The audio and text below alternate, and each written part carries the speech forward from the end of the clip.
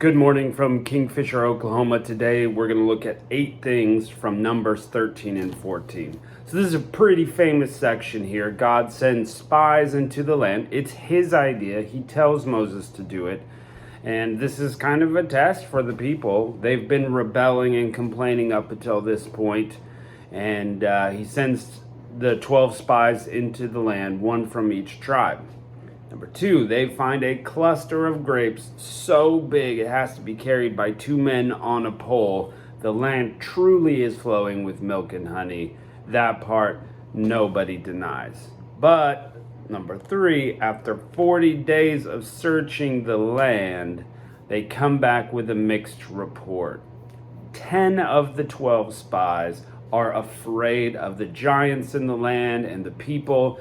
Yeah, it's flowing with milk and honey, but we're going to get killed. These guys are huge. We look like grasshoppers against men. Wow. So they're very afraid. They're not trusting in God. They're just looking with their eyes.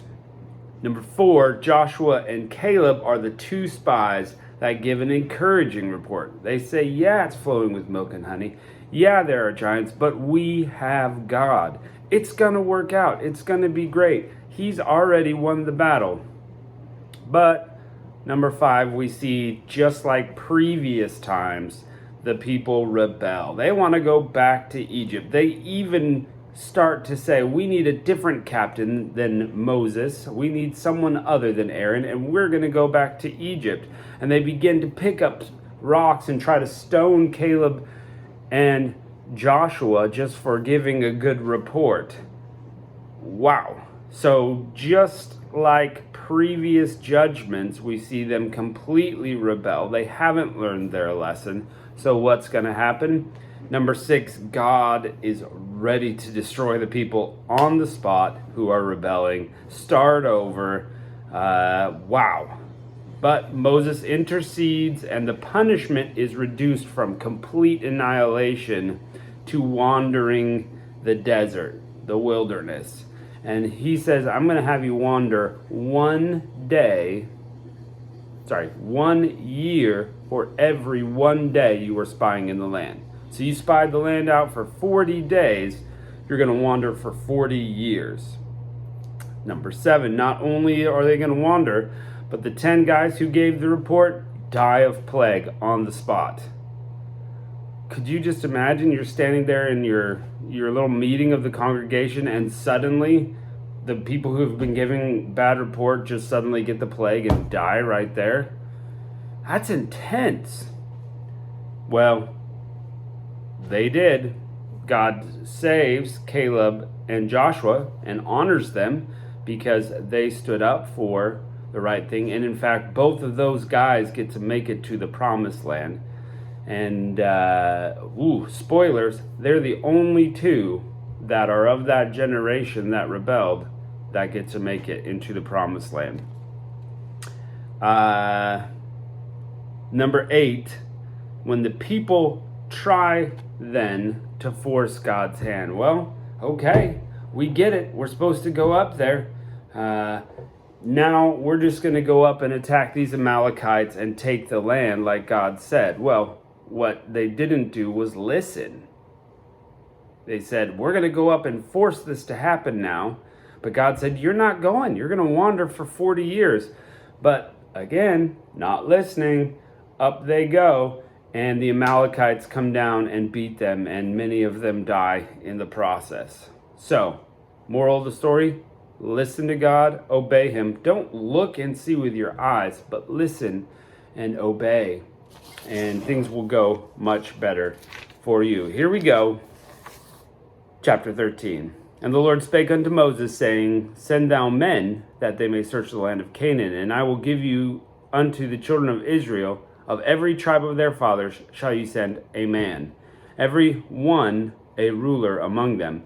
And Moses, by the commandment of the Lord, sent them from the wilderness of Paran, all those men who were heads of the children of Israel. And these were the names of the tribe of Reuben, Shammua, the son of Zachar; of the tribe of Simeon, Shaphat, the son of Hori; of the tribe of Judah, Caleb, the son of Jephunneh; of the tribe of Issachar, Igal, the son of Joseph; Of the tribe of Ephraim, Oshea the son of Nun, or Joshua. Of the tribe of Benjamin, Palti the son of Raphu. Of the tribe of Zebulun, Gadiel the son of Sodi. Of the tribe of Joseph, namely the tribe of Manasseh, Gadi the son of Suzi. Of the tribe of Dan, Amiel the son of Gemali. Of the tribe of Asher, Shether the son of Michael. Of the tribe of Naphtali, Nabi the son of Vopshi. Of the tribe of Gad, Geuel the son of Maki. These are the names of which Moses sent to spy on the land. And Moses called Oshea the son of Nun, Jehoshua, or Joshua. And Moses sent them to spy out the land of Canaan, and said unto them, Get you up this way southward, and go inward to the mountain, and see the land what is, and the people that dwelleth wherein, whether they be strong, or weak, or few, or many, and that the land that they dwell in, whether it be good or bad, and what cities they be that they dwell in, whether in tents or in strongholds, and what the land is, whether it be fat or lean, whether there be wood therein or not, and be ye of good courage, and bring the fruit of the land. Now the time was the time of the first ripe grapes. So they went up and searched the land from the wilderness of Zin to Rehob, as the men came to Hamath. And they ascended by the south, and came unto Hebron, where Amihan, Shishai, and Talmai, the children of Anak, were. Now Hebron was built 7 years before Zoan in Egypt. So Anak, that's a tribe, those are the giants that they were seeing. And they came unto the brook of Eshcol, and cut down from there a branch of one of the clusters of grapes, and they bare it between the two on a staff. And they brought of the pomegranates and the figs, and the place was called the brook of Eshcol, because of the cluster of grapes which the children of Israel cut down from thence. And when they returned from searching of the land after 40 days, and they went and came unto Moses and to Aaron and to all the congregation of the children of Israel unto the wilderness of Paran, to Kadesh, and they brought back word unto them, unto all the congregation, and showed them the fruit of the land. And they told him and said, We came unto the land whither thou sentest us, and surely it flowed with milk and honey, and this is the fruit of it. Nevertheless, the people be strong and dwell in the land, and the cities are walled and very great. And moreover, we saw the children of Anak there. The Amalekites dwell in the south, and the Hittites and the Jebusites and the Amorites dwell in the mountains, and the Canaanites dwell by the sea, by the coast of Jordan. I just want you to remember also that God has already promised to give them this land. So it's like they know in their mind that they should be able to take it. But it's like they're seeing it and they're afraid. And Caleb stilled the people before Moses and said, Let us go up at once and possess it, for we are well able to overcome it. But the men that went up to him said, We are not able to go up against the people, for they are stronger than we. And they brought up an evil report of the land, and they searched unto the children of Israel, saying, The land through which we have gone to search it is a land that eateth up the inhabitants thereof.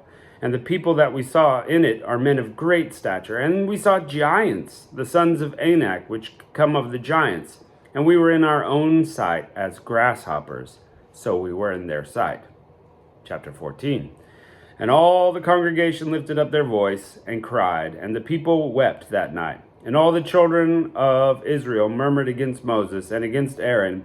And the whole congregation said to him, Would God that we had died in the land of Egypt, or would God that we had died in the wilderness? And wherefore hath the Lord brought us up to this land to fall by the sword, that our wives and our children should be prey?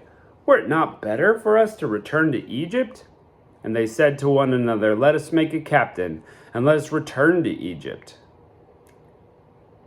Then Moses and Aaron fell on their faces before all the assembly of the children of Israel.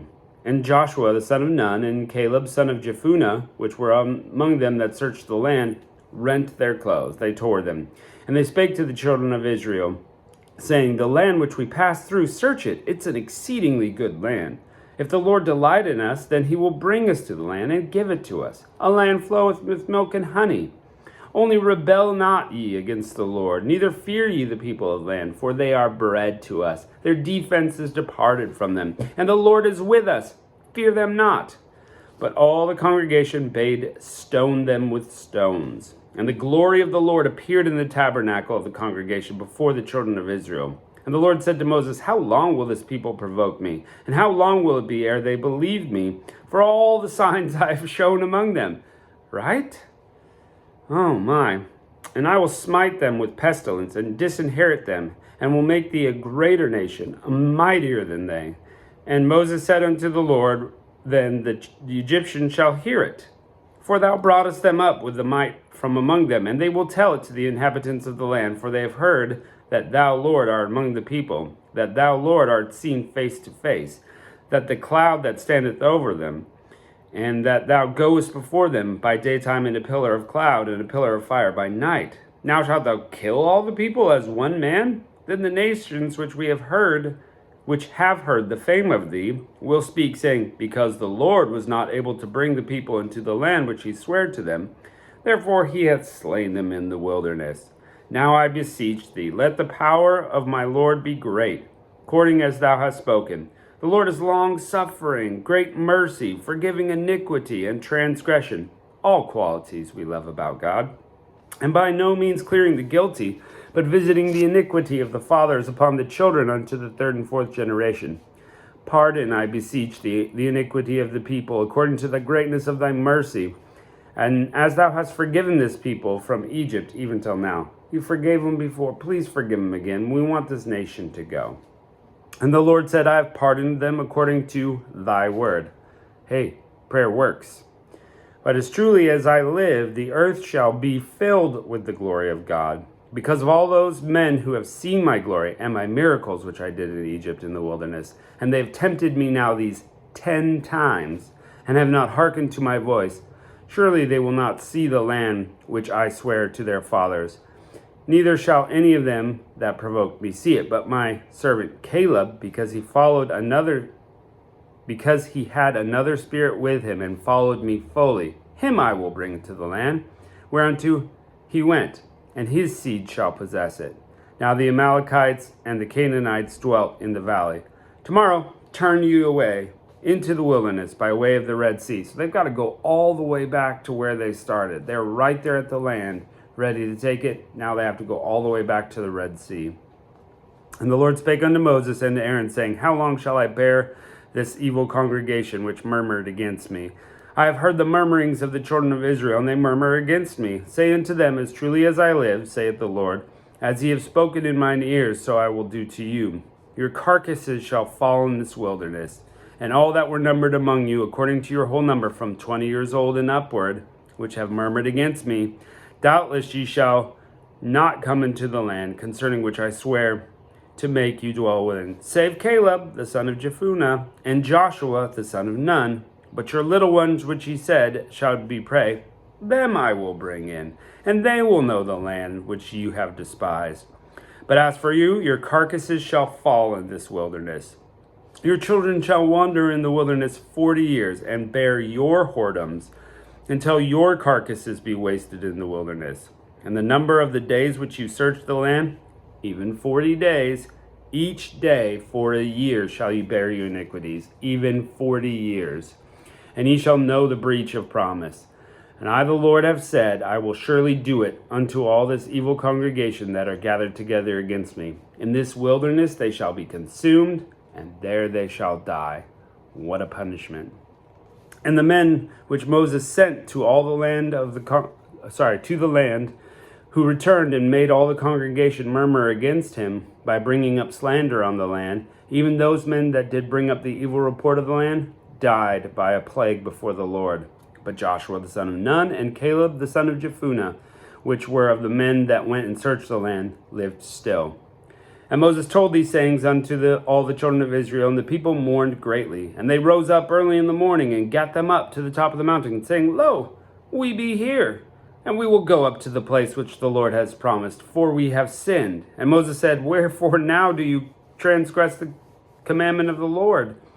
It shall not prosper. Hey, what are you doing? He just said do this, and now you want to do something else. Oh my goodness. Go not up, for the Lord is not among you. You will be smitten before your enemies. For the Amalekites and the Canaanites are there before you, and ye shall fall by the sword, because you are turned away from the Lord. Therefore the Lord will not be with you. But they presumed to go up unto the hilltop. Nevertheless, the ark of the covenant of the Lord and Moses departed not out of the camp. Then the Amalekites came down, and the Canaanites which dwelled in that hill, and smote them, and discomfited them, even till Hormah. So it didn't work out. They took things into their own hands 10 times before this, and now this is the 11th. That's crazy. Hey, people, you got to listen to God and do what he says. Okay, let's see what else happens in our story. Catch you next time.